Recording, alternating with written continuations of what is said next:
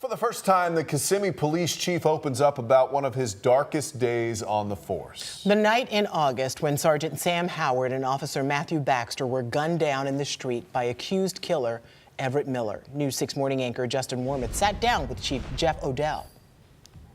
There was a sense of panic, disbelief that this is actually going on, and complete, heartache. What were you doing on August 18th when you got the call? I was actually out to dinner with my family and got a call from Deputy Chief Lewis, and didn't know the full condition of the officers, but that we had 2 officers shot, and it was very serious and they were critical. Do you relive that moment when you get the call? Do you think about that often?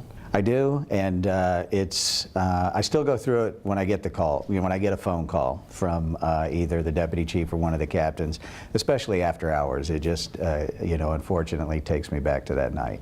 It breaks my heart to have to come speak to you tonight about another senseless tragedy. By the next morning, the news most were expecting. The force of a little more than 100 officers had lost not 1, but 2. Officer Matthew Baxter and Sergeant Sam Howard.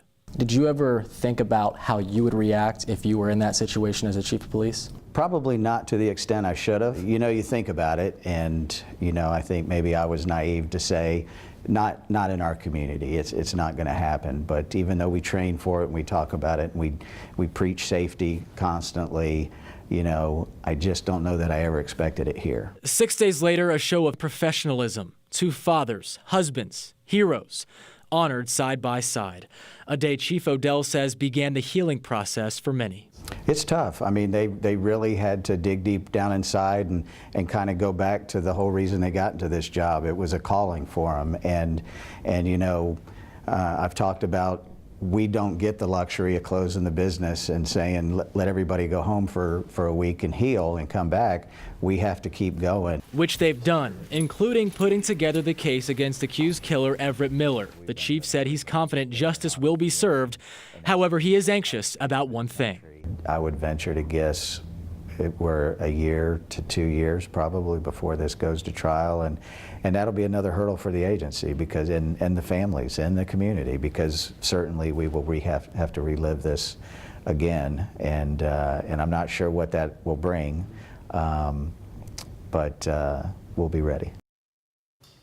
That was Justin Warmoth with that report. Now, since the murders, the chief has put into place new protocol for when officers respond to neighborhoods with high drug activity.